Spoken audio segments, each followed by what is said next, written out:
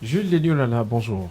Bonjour Ulrich. Je n'ai pas coutume de me prêter à ce type d'exercice, mais lorsque vos équipes m'ont contacté, je me suis dit pourquoi pas, pourquoi ne pas essayer ce challenge-là. Parlons de challenge.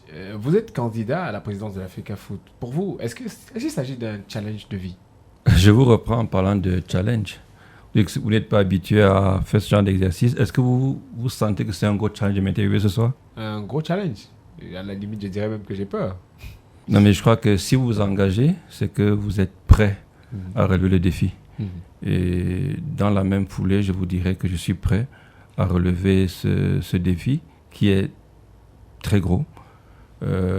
Challenge de vie, c'est important pour moi de m'y engager parce que je pense que les anciens footballeurs doivent s'engager pour des choses qui ont été leur vie en fait. Voilà. Vous êtes un ancien joueur du Canon, du Tonnerre ou encore de l'Aigle de Konsamba. Avec les Lions, vous avez 42 sélections, dont 3 en Coupe du Monde. Je pense que l'insigne que j'ai eu à porter la tunique vert ou jaune est ce qui a marqué ma carrière de footballeur. Moi, je calcule, je suis à 56, 42, c'est pas là où vous avez trouvé ce nombre. Mais dans mes décomptes, c'est Oui. 56 C'est sélections. 56 au 56. lieu de 42. Voilà. Oui. Parce que j'étais tellement fier que je les comptais Mhm. chaque fois que je jouais. Donc pour moi, avoir été en équipe nationale, c'est déjà une grosse fierté. Avoir pu participer à l'épopée de 90, qui reste jusqu'à présent la référence des Lions Indomptables pour tous les Camerounais. C'était encore plus grand. Et j'ai eu l'insigne honneur de revenir auréolé de cette gloire en 90. Et jusqu'à présent, le Cameroun est sur le toit de l'Afrique à cause de cette participation. Je crois que c'est la plus grande chose qui me soit arrivée en tant que footballeur. Sur le plan local également, j'ai eu à écrire de belles lettres dans certains clubs. Le TKC où j'ai commencé, le Canon de Yaoundé dont j'étais le capitaine, mais surtout l'Aigle de Konsamba. Parce que gagner un titre au Canon, c'est presque normal. Gagner un titre en Konsamba à cette époque-là, c'était de l'inédit. Et j'ai pu donner de la joie aux populations de Konsamba.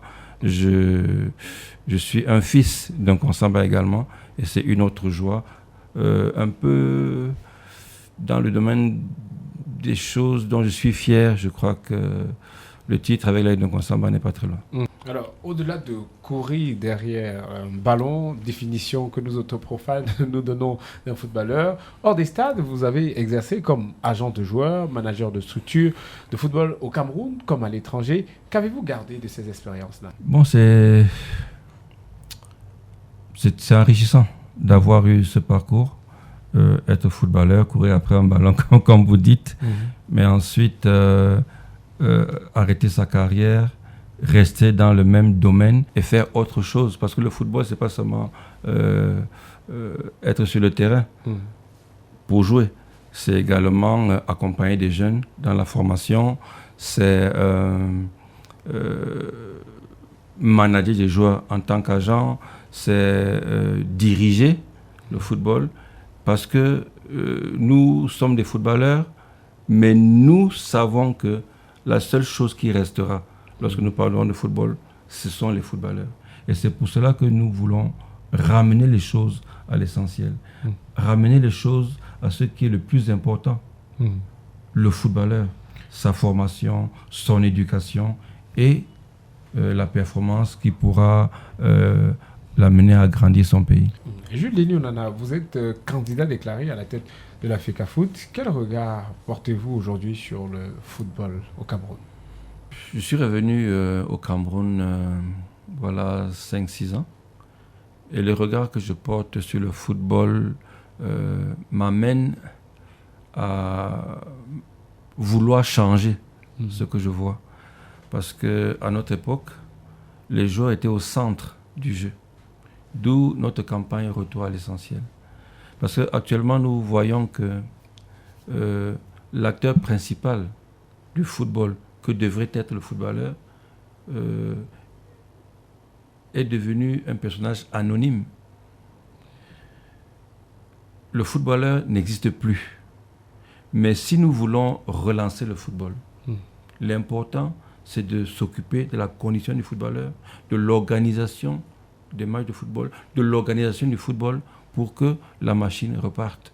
Pour que des clubs soient bien positionnés, il faut qu'il y ait de bons joueurs. Pour que les dirigeants puissent s'enorgueillir des victoires, il faut qu'il y ait de bons joueurs.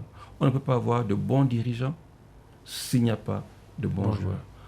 Revenir à ce qui est le plus important pour nous.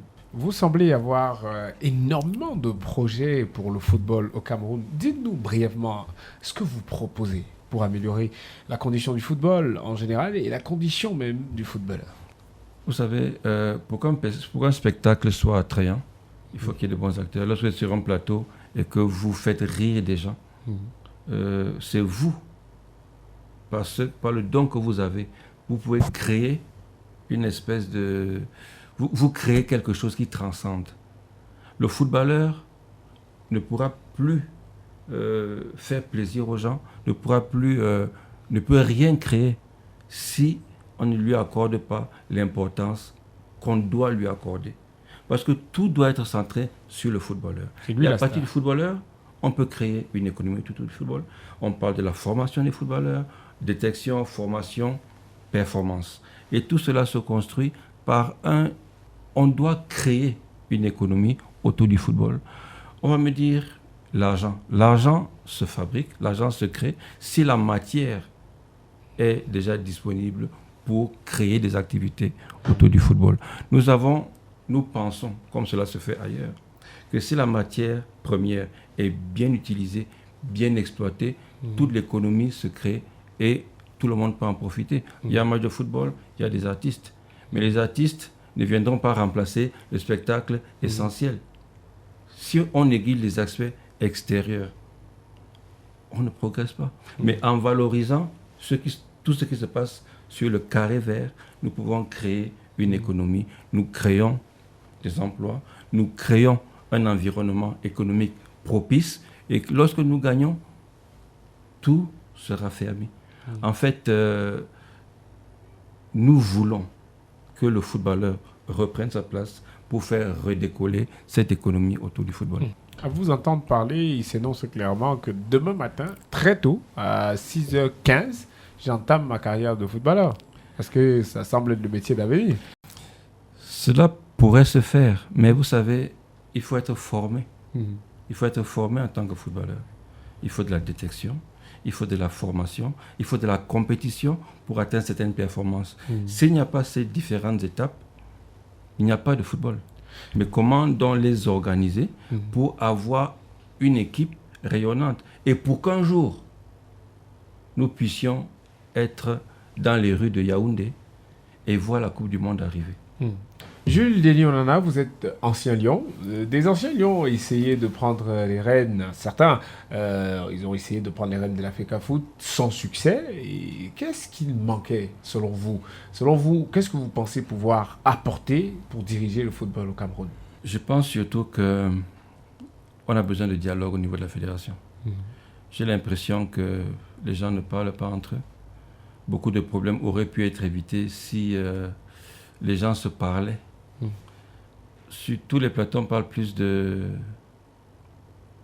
droit que de football. Sur un plateau de sportif, on est supposé parler de compétition, on parle d'articles de droit. On se cache derrière des articles de droit pour ne pas faire développer le football. Nous pensons qu'il faut remettre tout au niveau de ce qui est le plus important pour nous. Ce qui est important pour nous, c'est le football. Quand on recommence à parler de football, et quand on parle de football, tout le monde est à l'aise. Mais pour ça, il faut créer les moyens de ce dialogue-là. Nous allons créer les moyens de dialogue parce que nous devons encore parler de ce qui nous rassemble et depuis des années. C'est le football qui rassemble au Cameroun, qui ne devienne pas un instrument de division. Bon, déjà, je voudrais dire que certains lions illustres ont été aux commandes de la FECAFOOT. Je peux citer Oana Pascal Bellon, je peux citer V. Emmanuel, même citer de façon pour une normalisation, et quelques jeunes également, a été parmi les dirigeants. Il ne suffit pas d'être ancien lion pour se prévaloir de vouloir diriger la FECAFOOT. Mais c'est un plus. Parce que les anciens footballeurs, les anciens Lions ont du vécu, ils ont de l'expérience que le commun des mortels n'a pas. Et vous savez, lorsque vous avez défendu les couleurs du pays pendant aussi longtemps, vous avez montré que vous avez la hargne pour défendre les couleurs du pays. Sur le terrain, en dehors du terrain. Parlez à n'importe quel ancien Lion, à n'importe quel footballeur qui a joué au haut niveau. Défendre les couleurs du Cameroun, quel que soit l'endroit, c'est un honneur. En portant la tunique ou pas. Et c'est pour ça que les Lions sont un peu courroucés d'être, pas seulement les Lions, mais les anciens footballeurs sont un peu courroucés d'être écartés des grandes décisions. Et nous pensons que nous qui avons le vécu, l'expérience, sommes capables d'apporter quelque chose pour que le football se développe. Donc, certains sont venus avant nous et nous pensons que cette période est propice parce que les Lions généralement ont fait l'unanimité. Les Lions ont toujours rassemblé et cet emblème, beaucoup s'identifient à cet emblème et les Camerounais s'identifient également à cet emblème et aux personnes qui ont porté ces couleurs. Bon, maintenant, il ne suffit pas d'être ancien Lion pour être certain d'être élu, mais être ancien Lion, c'est déjà un avantage parce que les anciens Lions, on les connaît, on connaît leur vie depuis qu'ils sont petits, tout le monde nous a vu grandir, on sait comment on réagit dans certaines situations. Nous ne sommes pas des étrangers et on sait si tel ou tel peut être capable de rassembler, d'apporter des choses. Nous sommes nus devant les Camerounais parce qu'ils nous connaissent depuis longtemps. Jules Denis Onana, j'ai une dernière question pour vous. Je vous en prie. Est-ce que j'ai relevé le challenge? Ah oui, largement. Sauf que vous ne m'avez pas fait rire. Mais il n'y a pas le bouton suivant, on appuie, ça fait rire. Il n'y a pas ce bouton-là. Non, c'est pour dire que vous avez été très, très sérieux. Et puis bon, je vous remercie d'avoir conduit cet entretien avec autant de lucidité.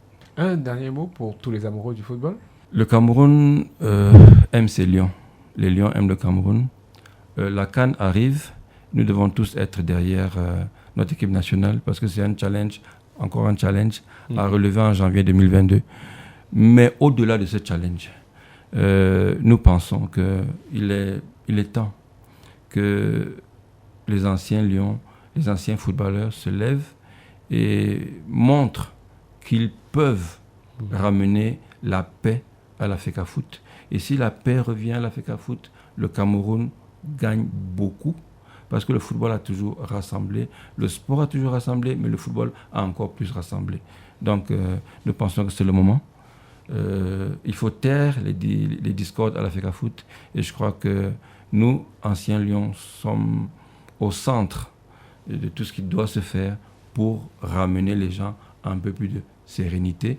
Et si un ancien Lion est nommé et élu, à la tête de la fédération, ce sera, je crois, une façon de montrer que les choses vont évoluer dans la bonne direction au Cameroun. Jules Denis Onana, candidat à la présidence de la FECAFOOT, je vous souhaite de relever votre challenge. Comme vous avez relevé le vôtre. Merci bien. Merci beaucoup.